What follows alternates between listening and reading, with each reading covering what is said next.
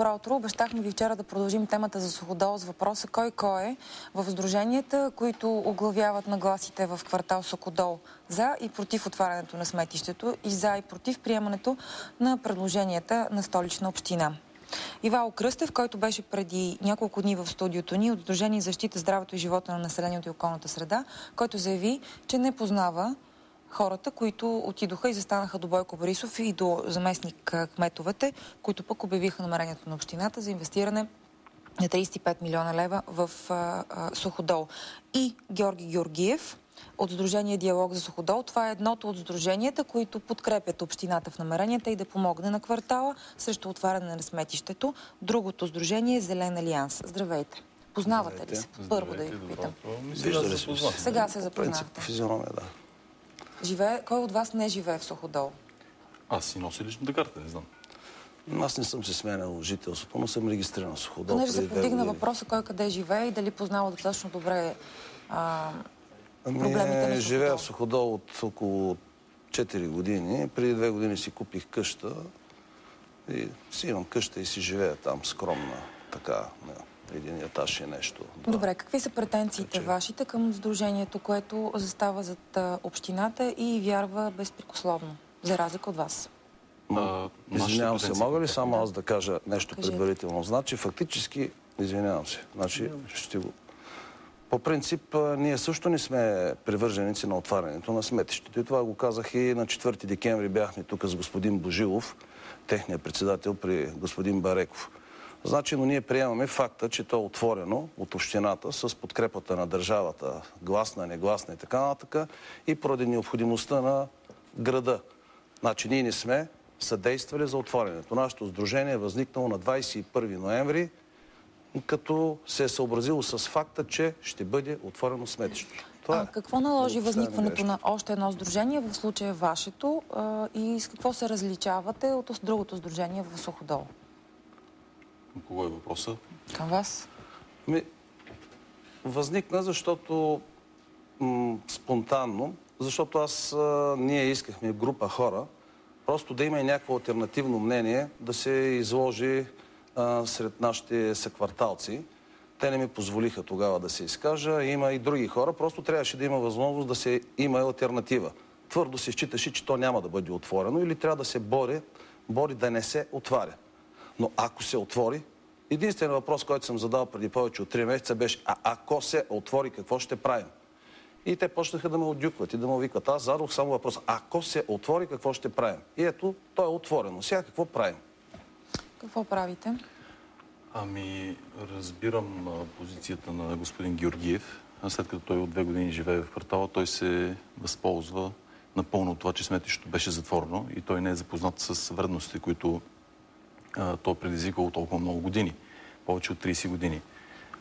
Разликите между нас като сдружение са съществени. Първо, ние не сме регистрирани в хотелска стая, както са те, и то в хотел, който е бившия хотел Хранков, където беше и офиса на Иво Карамански. Ние сме регистрирани в читалище Просвета, читалище на квартал Суходол, където смятаме, че е редно на едно такова публично място да вършим нашата дейност. Приемам и бих помолил господин Георгиев тук да се извини на суходолци за това, което в крайна сметка те допринесоха да се случи, а именно сметището да се отвори и с тяхна подкрепа, защото тяхното сдружение беше регистрирано по седмица горе-долу преди отварянето на сметището. За разлика от нашето, което е регистрирано преди 7-8 години, 7-8 години преди затварянето на сметището. И всички тези години едва ли не отидоха на празно. Подозирате ли да стои нещо за това или не подозирате? Случайно или не случайно сметището сдружението се създава седмица преди отварянето на сметището? Значи, ние подозираме. Аз не мога да бъда сигурен в това, но ние само подозираме, че тук има по-скоро някакви бизнес интереси, отколкото да се засягат интересите на... Какви да са тези бизнес интереси? Говори се за инфраструктура, говори се за влагане на средства. Няма да се очудя, ако има и намеса на фирми на господин Георгиев. Не мога да кажа това нещо, не съм сигурен. Но знаете ли, снощи направих справка и останах много очуден, ще ви покажа това нещо. останах неприятно изненадан, когато видях, че техния... Ето ви една справка за нашето сдружение. Вижте, то е регистрирано в читалище в квартал Сокудол на улица Траян Танев, номер 32.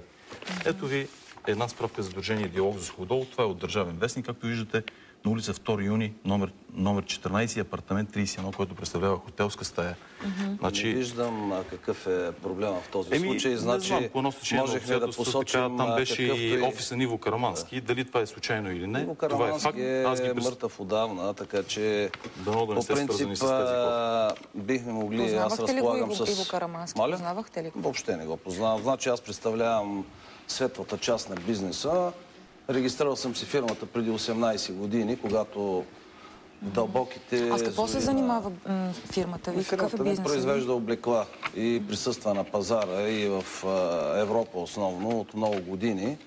Обаче не счетох за етично да дадем като регистрация, имам си достатъчно пощи, офиси и така нататък, да се даде като место за регистрация, местото на една фирма. Затова предпочетохме да е в Суходол. Наистина имахме големи колебания, знаейки, че имат суходолци известни такива, какво да кажа, някакви от времето, кой, какъв, защо и така нататък, но ние сме използвали... Защо може един бизнесмен да оглавява сдружение, което... Определено тук има бизнес интерес. Значи, Вие имате ли доказателства за това? Използвах технологиите на 21 век, които ни дава интернет. Влезах в Държавен вестник и виждам, че господин Георгиев е свързан с 8 фирми, както един приватизационен фонд. Тези неща ви ги подарявам.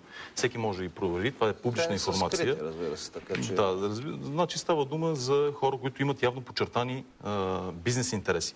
Освен това, забележете, в случая, когато става дума за здравето на хората, това е лошо. Значи, вижте, аз живея там, така че аз също... Аз представям на моят племенник Явор Кръстев, който само преди седмица, на 3 години и 3 месеца, му открих астма бронхиали.